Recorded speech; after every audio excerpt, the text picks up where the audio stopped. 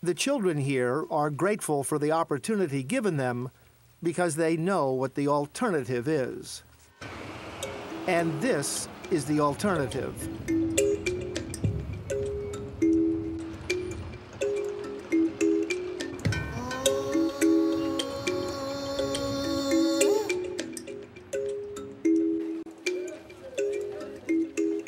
The streets of Lusaka, Zambia's capital, home to 75,000 orphans. AIDS orphans used to be taken care of by their extended families, but no longer.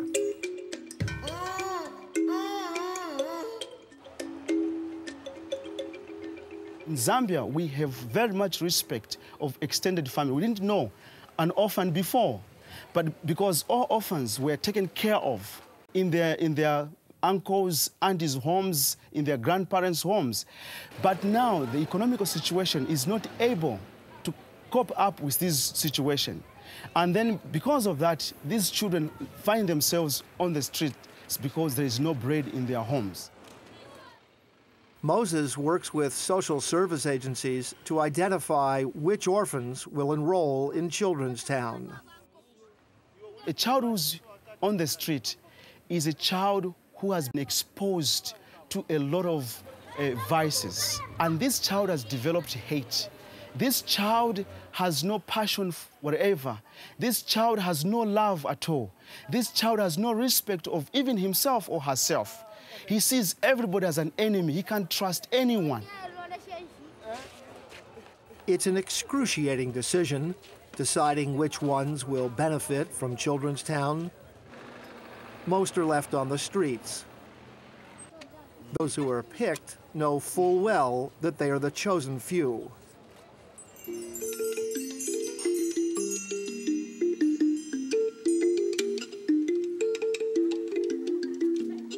At 1 o'clock in the afternoon at Children's Town, practical skills are taught, such as art, business, and farming. But are we sure this weed is not going to choke our maize? It is so good. Alpha Kabamba runs the skills training program. He's proud of much here, particularly the 10 hectares of corn the children are growing.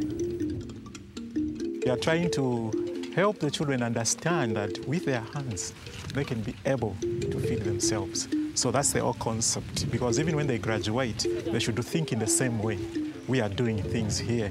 The way we've organized our farm is such a way that the corn, that's our staple food here. Then besides that, we have cash crops like paprika, cotton, and soybeans. Money raised from the cash crops is sending 57 students on to high school, which is not free in Zambia. Alpha runs the animal husbandry program as well. Other than just learning how to take care of the animals, we also use it as a therapy for rehabilitation, because we try to connect a child to what surrounds that child. We tend to help them to love the animals because in the streets where they came from, they never appreciated anything that is surrounding them. But when they come here, we try to connect them to nature. Besides that, we are also using it for our consumption. So we are able to subsidize our budget.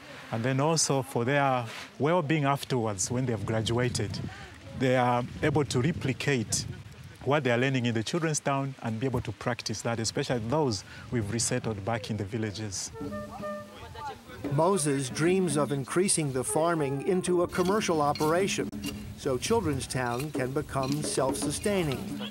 He wants to get electricity and an irrigation system to these fields.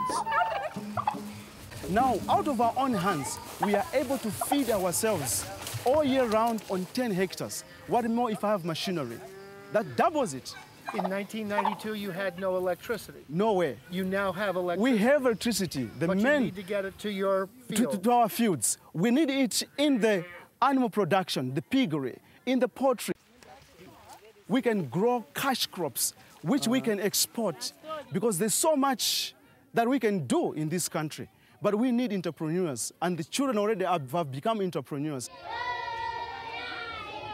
In the afternoon, Moses and field officers from Children's Town visit a local village as part of their outreach program to help identify orphans. The idea is to help these villages take responsibility for their orphans and to inform them of the children's rights. We are in Chilikwela village in Marambanyama area. This is one of the villages where we have brought children's town activities to assist the orphans and vulnerable children, and most those that have been orphaned of HIV and AIDS.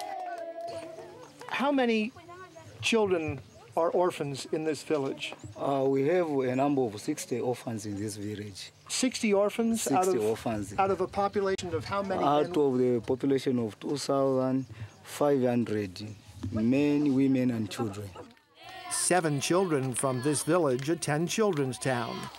The others go to public school.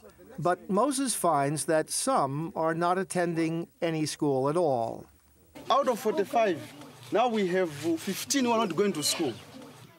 So when I am able to stand in front of these local headmen, I'll say, the greatest enemy ever you can have is ignorance. We are going to reach 4,000 children in the district.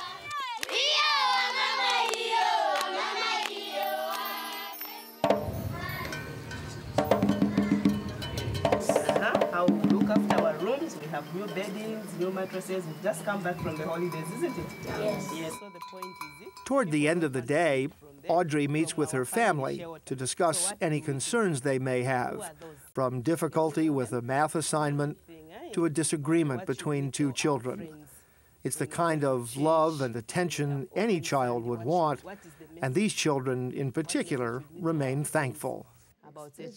The time when I came here, I didn't know anything about myself. Now, by now, I've been taught how to read, how to write, how to welcome the visitors, how to pray with my friends, sharing good ideas. So I've learned more things in Children's Town, yes.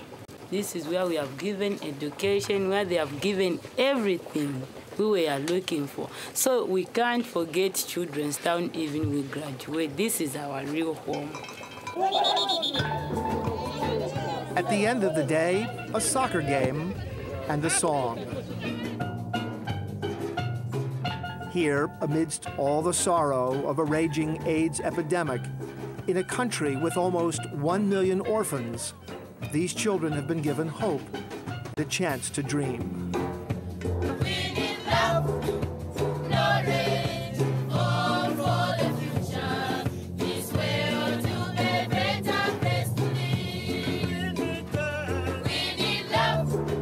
Children's Town is actually a model.